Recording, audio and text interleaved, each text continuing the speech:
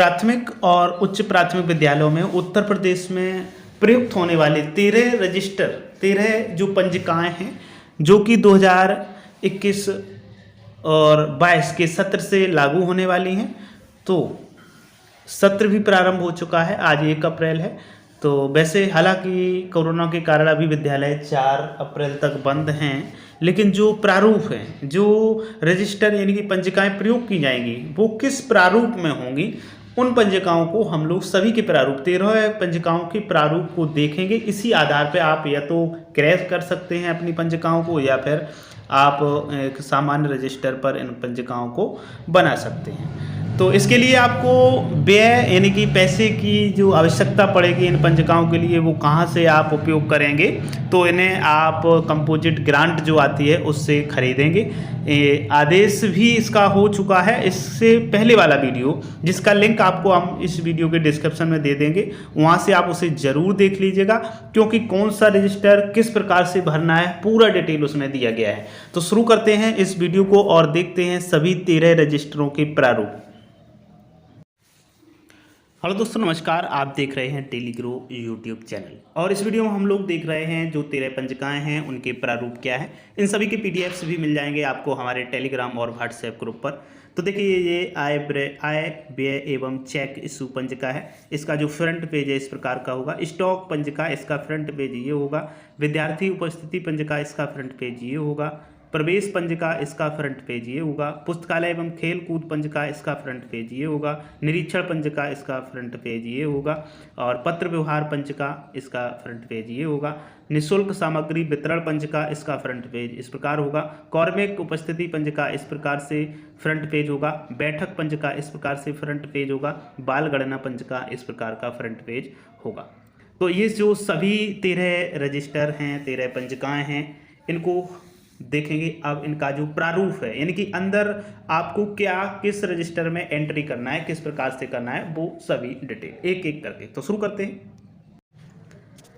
तो यहाँ से हम लोग अब शुरू करते हैं और सबसे पहले देखते हैं बाल गणना पंजिका का प्रारूप क्या है। सबसे पहले एक ये इस प्रकार का आपको बॉक्स मिलेगा और ये बॉक्स लगभग सभी पंजिकाओं में बनाना होगा, जिसमें विद्यालय का नाम, प्राथमिक उच्च प्राथमिक कंपोजिट, विद्यालय विकासखंड, जनपद और यूडाइस कोड को एंटर करना होगा। इसके बाद में आपका आएगा सीधे प्रारूप पर हम चलते हैं बिना किसी टाइम को बर्बाद किए और यहाँ पर आ जाते हैं। अब यहाँ पर क्या क्या बाल गणना पंजिका में आपको भरना होगा उसको देखते हैं। तो सबसे पहला जो कॉलम होगा वो क्रम संख्या का होगा। यहाँ पर आपको क्या करना होगा, क्रम संख्या भरनी होगी।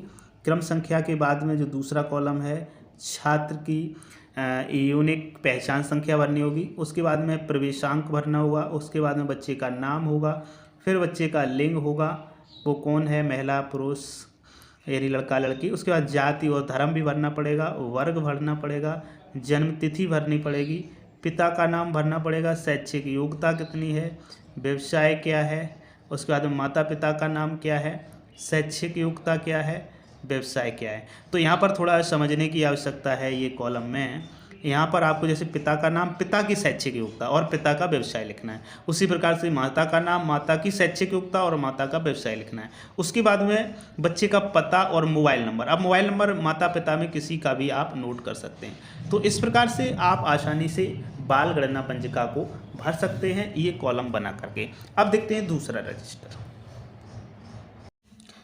अब यहाँ पर हम देखेंगे बैठक पंजिका, इसका प्रारूप क्या होगा। तो बैठक पंजिका का सबसे पहले ये वाला जो कॉलम है ये सभी में आपको बनाना है, सभी में, चाहे वो कोई भी पंजिका हो जो 13 पंजिकाओं से संबंधित जानकारी दी गई है। अब हम देखते हैं इसका प्रारूप क्या होगा। तो थोड़ा इसका जो प्रारूप है उसको हम लोग देखेंगे।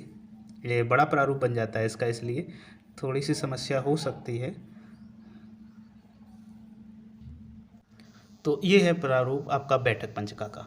तो इस प्रारूप में क्या है देखते हैं, जो पॉइंट हैं महत्वपूर्ण उन सभी को। सबसे पहले विद्यालय का नाम, जनपद का नाम, विकासखंड का नाम, शैक्षिक सत्र और उसके बाद में किस माह में कर रहे हो आप और किस वर्ष में कर रहे हो यहाँ पर एंट्री करना है।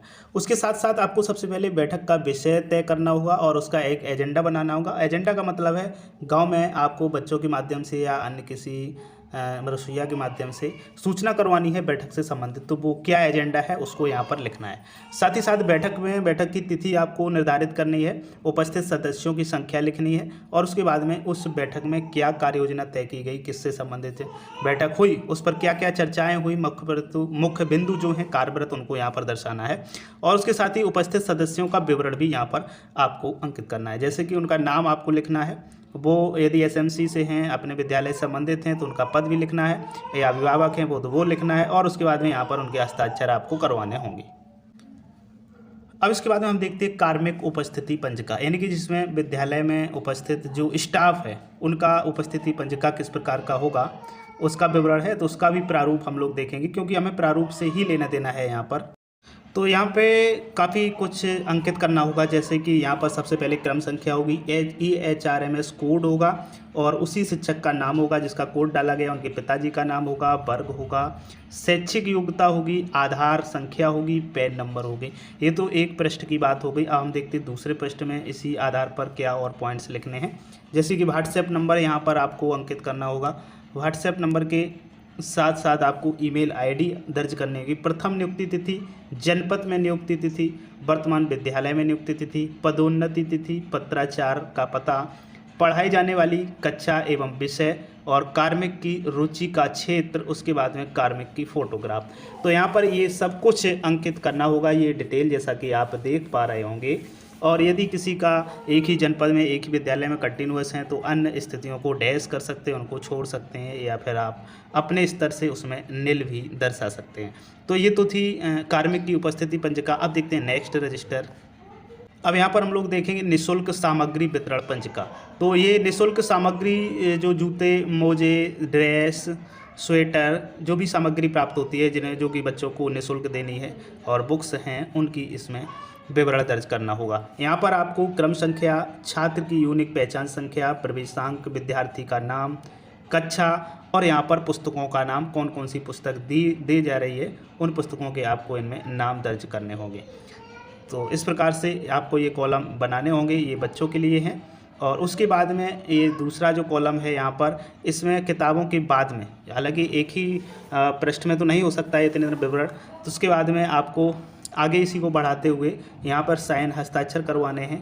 बैग वितरण की तिथि और हस्ताक्षर, यूनिफॉर्म वितरण की तिथि, हस्ताक्षर, जूता मोजा वितरण की तिथि, हस्ताक्षर, स्वेटर वितरण की तिथि, हस्ताक्षर, विद्यार्थी, माता पिता या अभिभावक के हस्ताक्षर करवाने हैं, अन्य टिप्पणी। यहाँ पर आपको बच्चे के इस कॉलम में क्या करना होगा, बच्चों के साइन करवाने होंगे, हस्ताक्षर करवाने होंगे, और यहाँ पर इस वाले में बच्चों के गार्जियन के हस्ताक्षर आपको करवाने होंगे। तो इस प्रकार से ये आपने देखा जो वितरण फ्री में जो सामग्री वितरण की जाएगी उसके पंजिका। अब चलते हैं नेक्स्ट पंजिका की ओर।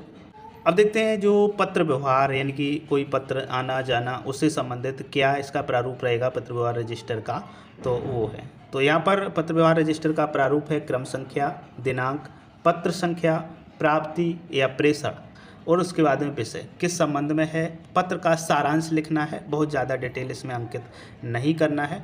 और उसके बाद में नाम और पता, किसके सापेक्ष ये पत्र है, नाम पता, प्रेषण साधन, टिकट के मूल्य यदि कोई डाक द्वारा या आपने प्रेषित किया है, विवरण या अभियुक्ति यदि कोई अन्य चीज़ आप उसमें नोट करना चाहते हैं तो यहाँ पर वो लिख सकते हैं। अब चलते हैं नेक्स्ट पंजिका की ओर।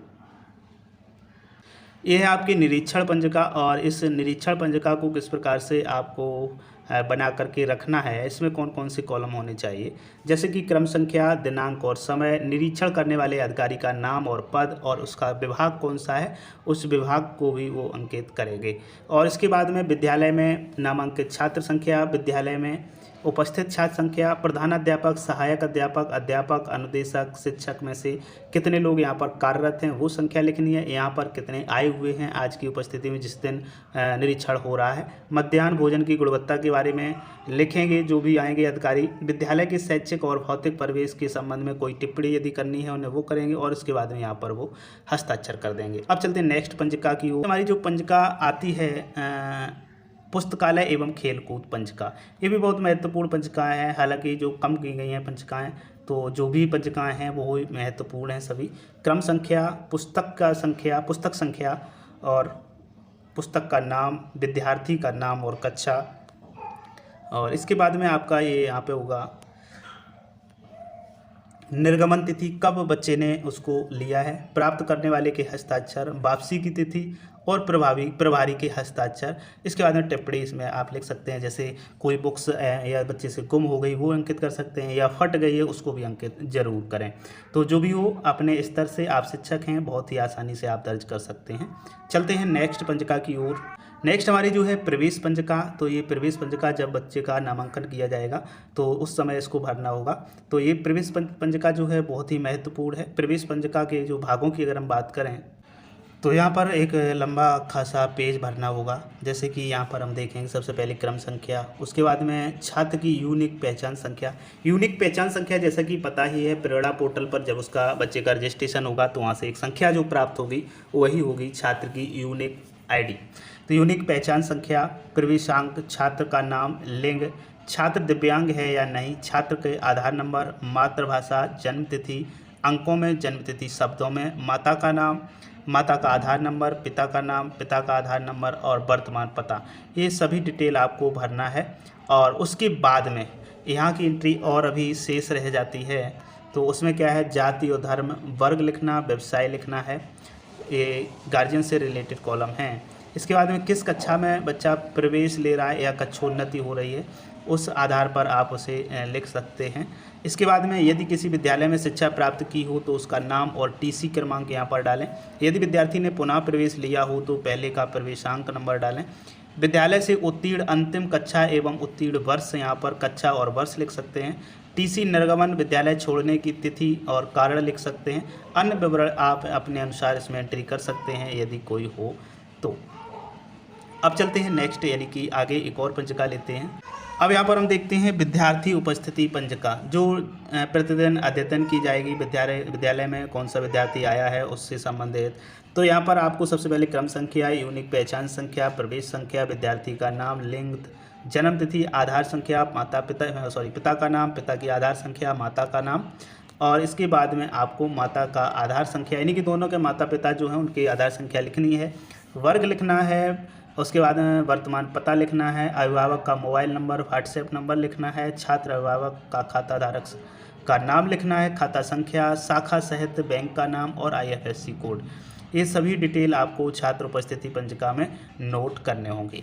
अब चलते हैं नेक्स्ट पंजिका की ओर। अब है विद्यालय में स्टॉक पंजिका के किस सामग्री का कितना स्टॉक है, कौन कौन सी सामग्री हमारे विद्यालय में आई या गई है, तो उसका ये विद्यालय स्टॉक पंजिका है। तो इसमें क्रम संख्या, क्रय तिथि, सामग्री का नाम, सामग्री का प्रचार, क्रय की गई सामग्री की संख्या, क्रय मद, चेक इशू पंजिका का क्रमांक, ये सभी विवरण आपको दर्ज करना है। और उसके बाद में वाउचर संख्या, निर्माता, प्रकाशक, आपूर्तिकर्ता का नाम, सत्यापनकर्ता या विद्यालय के प्रधानाध्यापक के हस्ताक्षर, निकासी में संख्या और तिथि लिखनी है, और निष्प्रोज्य सामग्री का विवरण देना है, स्टॉक में शेष सामग्री, सत्यापनकर्ता, प्रधानाध्यापक के हस्ताक्षर होंगे, और टिप्पणी जो भी वो अपने स्तर से लिखेंगे इसमें लिख सकते हैं। अब चलते हैं नेक्स्ट, आय, व्यय एवं चेक इशू पंजिका की ओर, और ये आज की अंतिम पंजिका होगी। इससे पहले हमने सभी पंजिकाओं का विवरण आपको देखा। क्रम संख्या, दिनांक, प्राप्त धनराशि और मद का नाम, किस मद से कितनी धनराशि प्राप्त हुई है इसमें अंकित करना है। और उसके बाद में आपको फिर से आगे जो अंकित करनी है वह क्रम संख्या, व्यय तिथि, चेक संख्या, व्यय धनराशि, कार्यदायी संस्था या संबंधित पक्ष का नाम, व्ययकर्ता का नाम, अभियुक्ति, अवशेष धनराशि का विवरण, प्रधानाध्यापक के हस्ताक्षर। तो इतनी सारी ये जानकारी इसमें आपको देनी होगी। तो ये तो था आय और व्यय एवं चेक इशू पंजिका। तो उम्मीद करता हूँ ये वीडियो जो भी है ये PDF से जो जारी की गई शासन के द्वारा ये आपको पसंद आया होगा। यदि वीडियो पसंद आया तो अपने शिक्षक साथियों में से शेयर जरूर करिएगा।